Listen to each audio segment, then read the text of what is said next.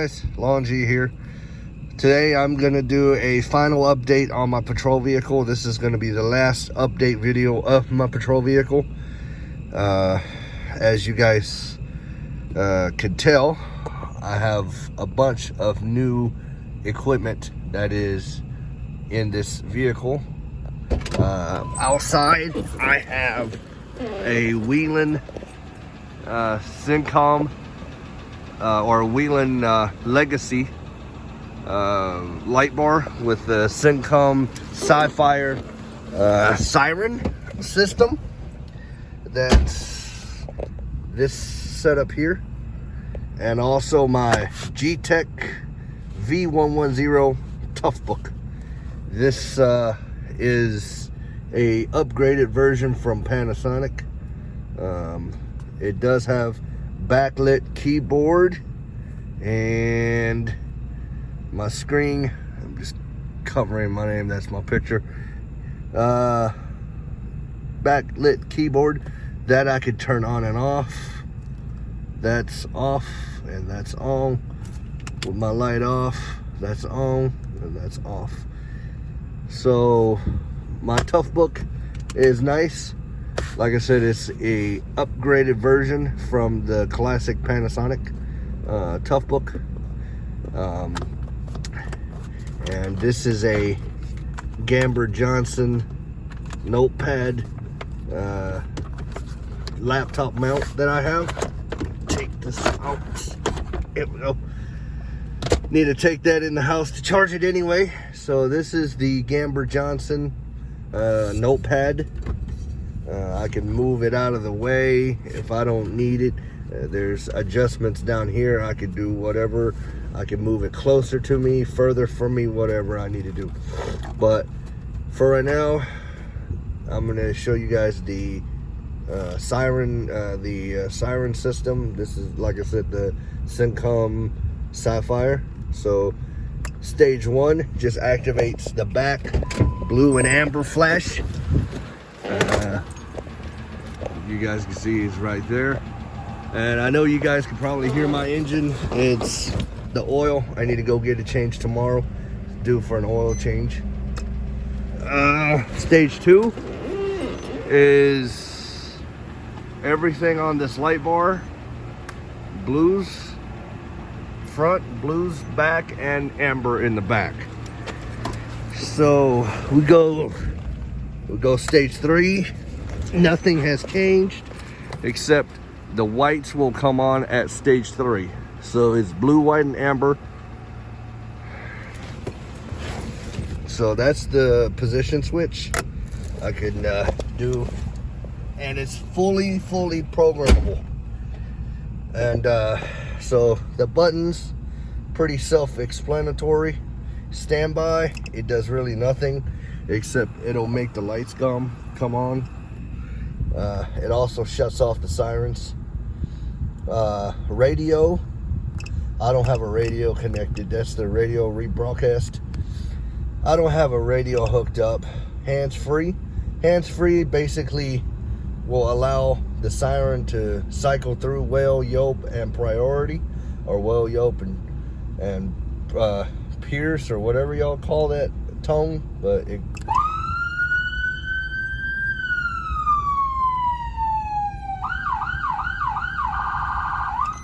that's pretty much what that is. And of course, whale, yelp, and priority, pierce, whatever you want to call it. And then we have manual, do that, and then air horn, and also lights up my takedowns. That there.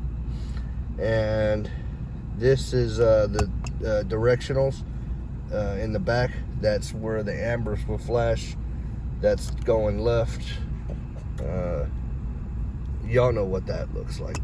Going right and go around.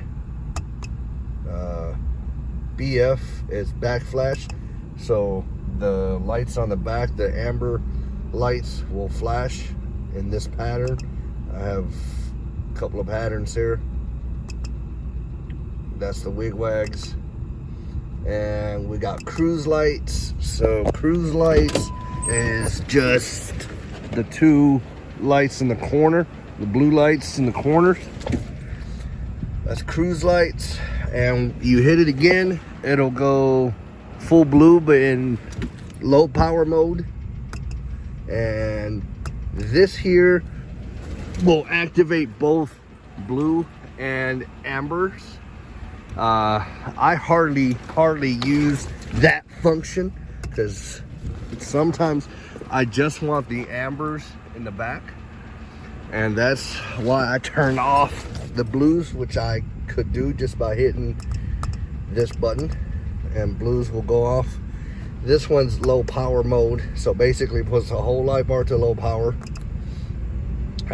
Left alley light, and same thing for the right alley. It's on the other side, as you guys can see. And then we got the full takedowns, which the whole light bar in the front will turn white LED.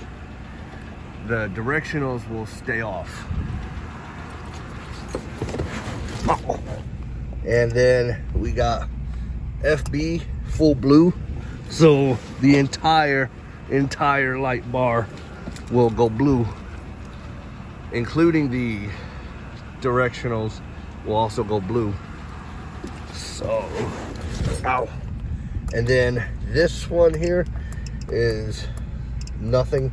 It's basically a gun lock release, if I ever get a gun lock. And spotlight still works. Still the same spotlight. Works pretty great. I hardly use it anymore because I've got my takedowns. And as you guys can tell, I have a little extra storage space because I took the old siren system off. You guys remember the Federal Signal one. I've got a power inverter here to charge my laptop and to run my internet box modem, which is there. I am going to get a hotspot though. Just don't know when yet, but I will be getting a hotspot so I don't have to run the home internet in here. And I've got my vape. This is the Vaporesso Rugged Vape Mod. This is not the same one that I had, which was the touchscreen Geek Vape. I got rid of that because it's too fragile. This thing here is great. I could drop it, I could do whatever, it's protected. And back here, just cup holder and some personal stuff back here. In the back, I mean, I've got an extra handcuff holder for 09 that I took off of my vest. And so, but yeah guys, that's pretty much it for the car. If you guys, I mean, ignore the warning lights. The reason the warning lights are there is because I had to swap a fuse box. My other fuse box, the AC relay in it melted in, so I had to swap a fuse box, but it still runs good, runs great.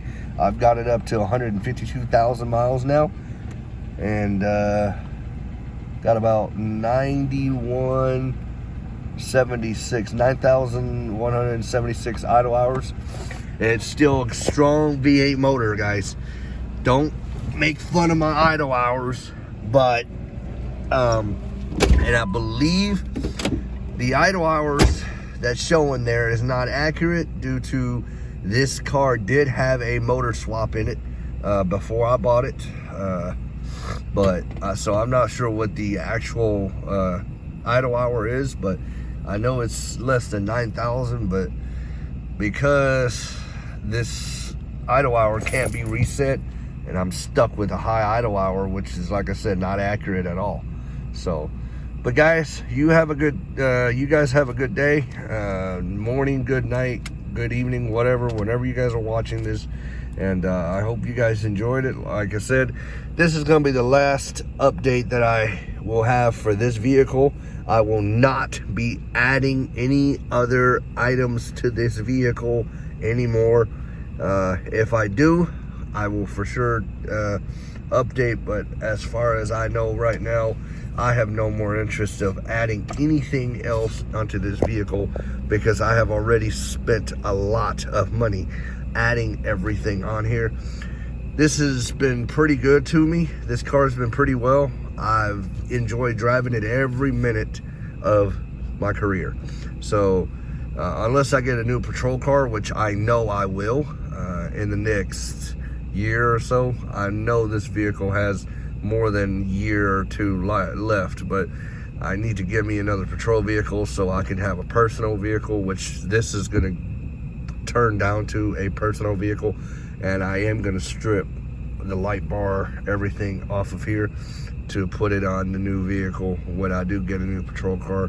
I am thinking either give me a Charger or a Tahoe. I don't want a Ford Explorer, the FPIU.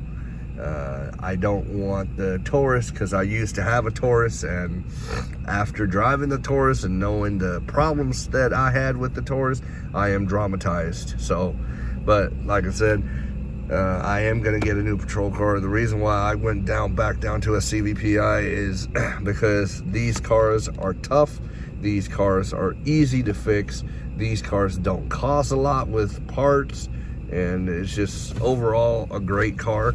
If something goes wrong, I don't have to worry about spending thousands and thousands of dollars fixing, unless I'm replacing a whole motor, which, like I said, this motor has a lot of life left in it.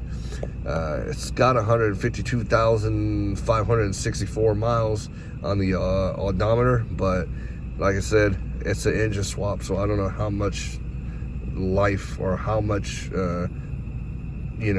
miles we have in the new engine.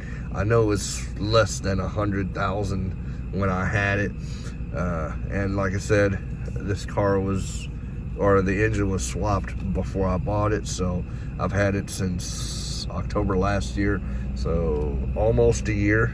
It's about 8 months now, so I've driven it, so it might be up to about 110, 120,000. I'm not sure what it is right now, guys, but hey, like I said, y'all have a nice day. I hope you enjoyed it, and take care. Be safe out there.